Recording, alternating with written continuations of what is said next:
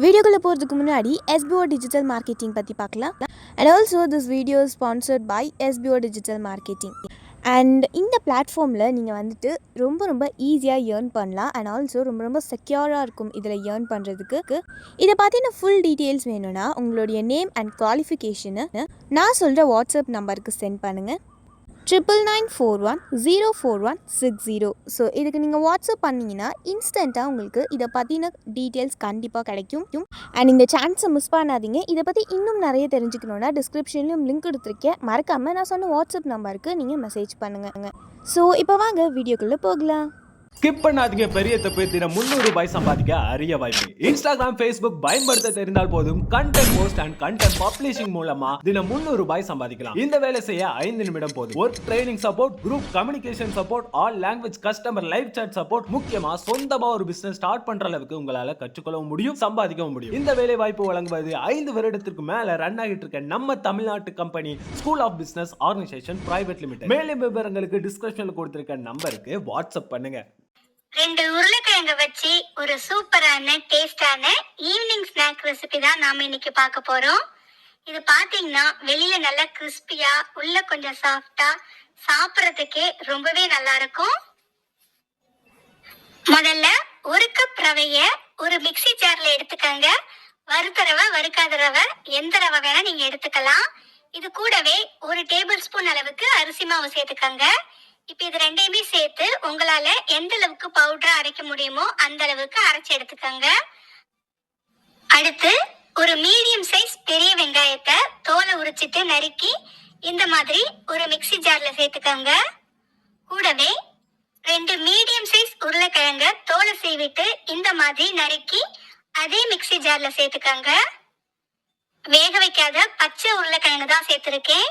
இது கூடவே 2 பெரிய பல் பூண்டு, 2 பச்சை மிளகாய் சேர்த்துக்கங்க. இப்ப இது எல்லாத்தையும் சேர்த்து இந்த மாதிரி ஒண்ணா அரைச்சு எடுத்துக்கங்க. வெங்காயத்துல இருக்கிற தண்ணியே இதை அரைக்கிறதுக்கு போதும். தேவைப்பட்டா கொஞ்சமா தண்ணி சேர்த்துக்கங்க. அரைச்ச இந்த வெங்காய உருளைக்கிழங்கு பேஸ்ட ஒரு அகலமான பேன்ல சேர்த்துக்கங்க. இது கூடவே ஒரு 3/4 கப் அளவுக்கு தண்ணி சேர்த்துக்கங்க. ஒரு அரை ஸ்பூன் அளவுக்கு உப்பு சேர்த்துக்கலாம். கூடவே ஒரு அரை ஸ்பூன் அளவுக்கு ரெட் சில்லி ஃபிளேக்ஸ் சேர்த்துக்கங்க. இப்ப இது எல்லாத்தையும் ஒரு முறை நல்லா கலந்து விட்டு அடுப்பை மீடியம் ஃப்ளேம்ல வச்சு லேசா சூடு பண்ணுங்க. இது கொதிக்கணும்னு அவசியம் இல்ல. லேசா சூடாகி கொதிக்க ஆரம்பிக்கும் போதே நாம அரைச்சு வச்ச ரவையை சேர்த்துக்கலாம். ரவையை சேர்த்து அடுப்பை குறைச்சு வச்சு நல்லா கலந்து விட்டுக்கங்க. லோ ஃப்ளேம்ல வச்சு இது எல்லாமே நல்லா சேர்ந்து வர வரைக்கும் கலந்து விட்டுட்டே இருங்க. கட்டிப்படாம கலந்து விட்டுக்காங்க. இந்த அளவுக்கு கலந்து வந்ததும் நாம ஸ்டவ் ஆஃப் பண்ணிடலாம். அவ்வளவுதான். இப்ப இதை ஒரு மூடி போட்டு மூடி வச்சுடுங்க. ஒரு 5 நிமிஷம் அப்படியே இருக்கட்டும். 5 நிமிஷத்துக்கு அப்புறம் வேறொரு பாத்திரத்துக்கு மாத்திடலாம். மாவு பாத்தீங்கன்னா இன்னுமே லேசா சூடா இருக்கு. கை பொறுக்கிற அளவு சூடு வந்த உடனே கொஞ்சமா பொடியா நறுக்கிய கொத்தமல்லி இலை சேர்த்துக்காங்க. கையில லேசா எண்ணெய் தடவிட்டு இப்ப இந்த மாவை சாஃப்டா பிசைஞ்சு விட்டுக்கோங்க. எல்லாமே நல்லா சேர்ந்து வர மாதிரி ஒரு முறை பிசைஞ்சு விட்டா போதும். அடுத்து இதுல கொஞ்சம் கொஞ்சமா மாவு எடுத்து இந்த மாதிரி சின்ன சின்ன உருண்டையா உருட்டிக்கங்க. உருட்டின உருண்டைய லேசா அழுத்தி விட்டு வடைக்கு போடுற மாதிரி நடுவுல விரலால லேசா ஒரு ஓட்டை போட்டுக்கங்க. அவ்வளவுதான். இதே மாதிரி எல்லா மாவையும் சின்ன சின்ன உருண்டையா உருட்டி இந்த மாதிரி தட்டி எடுத்துக்கங்க. அடுத்து ஒரு பேன்ல கொஞ்சமா எண்ணெயை சூடு பண்ணிக்கங்க.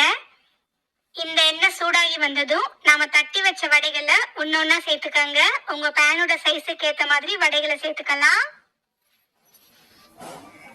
ஒரு பேட்ச் வடையை சேர்த்ததுக்கு அப்புறமா அடுப்பை மீடியம் ஃப்ளேம்ல வச்சு நல்லா வேக விடுங்க. மீடியம் ஃப்ளேம்லயே 2 பக்கமும் நல்லா திருப்பி விட்டு இந்த அளவுக்கு லேசா செவக்க ஆரம்பிச்சதும் இப்ப நாம இத ஒன்னொன்னா வெளியே எடுத்துடலாம். இப்ப பாத்தீங்கன்னா நல்லாவே செவந்து வந்துடுச்சு. இந்த அளவுக்கு வந்ததும் இப்ப நாம இத வெளியே எடுத்துடலாம். அவ்வளவுதான். இதே மாதிரி எல்லா வடையையும் போட்டு பொரிச்சு எடுத்துக்காங்க. அவ்வளவுதான் ஃப்ரெண்ட்ஸ். ஒரு வித்தியாசமான ரெசிபி. குழந்தைங்க ரொம்பவே விரும்பி சாப்பிடுவாங்க. சுட சுட இது கூட கெச்சப் இல்லைன்னா கிரீன் சட்னி சேர்த்து கொடுத்து பாருங்க, கண்டிப்பா விரும்பி சாப்பிடுவாங்க. ஓகே ஃப்ரெண்ட்ஸ், இந்த ரெசிபியை உங்க வீட்டில் ஒரு முறை ட்ரை பண்ணி பார்த்துட்டு எப்படி இருக்குன்னு சொல்லுங்க.